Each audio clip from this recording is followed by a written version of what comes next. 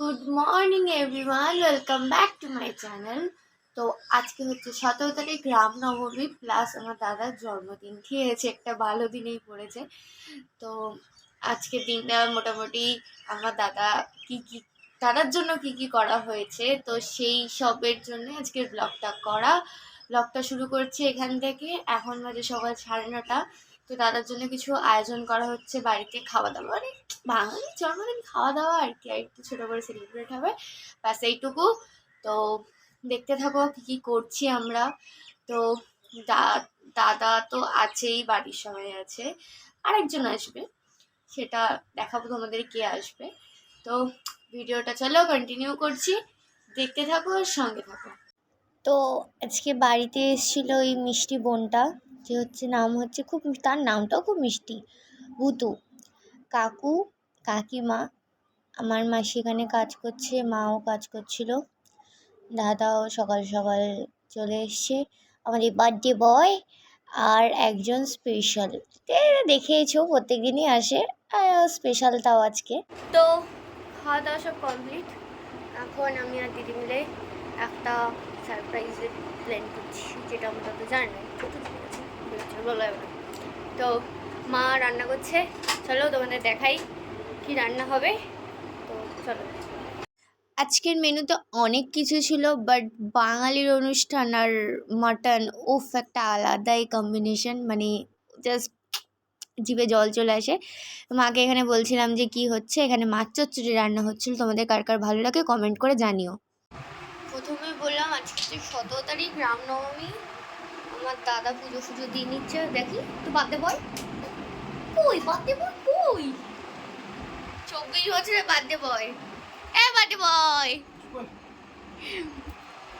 এই যে ওটা হচ্ছে আমাদের বাজরংবলী, পাশে ভোলেনাথ।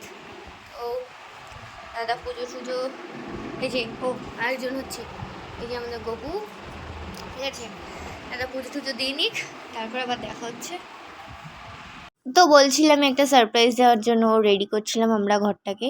তো কাকু কাকিমা ছিল, ছোট্ট করে একটা আয়োজন করা হয়েছিল। তো কেকটা দেখতে খুবই সুন্দর ছিল, এই কেকটার উপর একটা কথা লেখা ছিল, ঠিক আছে, মানে যাই হোক সেটা পরে বলছি কি লেখা ছিল।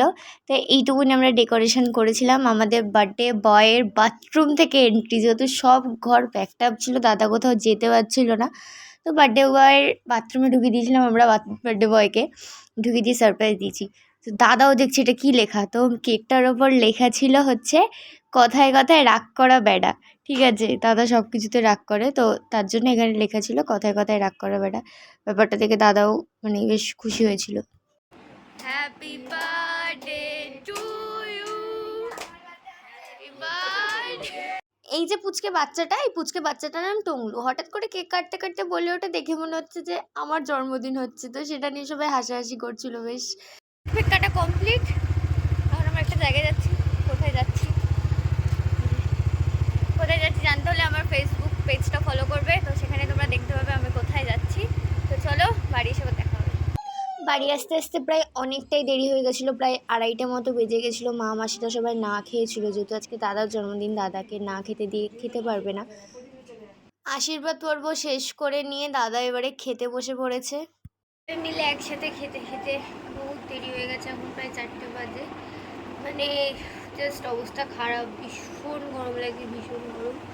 তো বাইরে থেকে এসে আরও টায়ার্ড হয়ে গেছি। তো আমি সেহেতু স্নান করতে গেছিলাম, দাদার খাওয়া দাওয়া সব ক্লিপ দিদি নিয়েছে।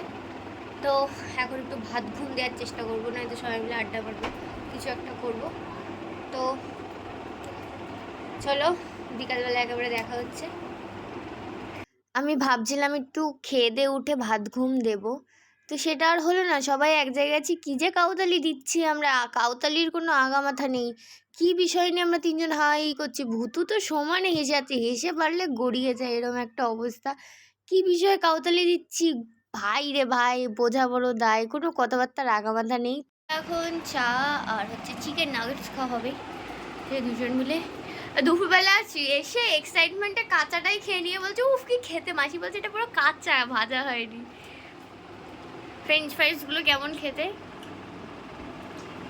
ভালো, নুন নেই, ওর থেকে ভালো আমি বানাই। ঠিক আছে, ঠিক আছে, তো ভিডিওটা আজকে আমি এখানেই শেষ করছি, আর এনার্জি নেই। তো আজকের মতো টাটা, দেখা হচ্ছে পরের কোনো একটা নতুন ভিডিওতে। তো চলো টাটা।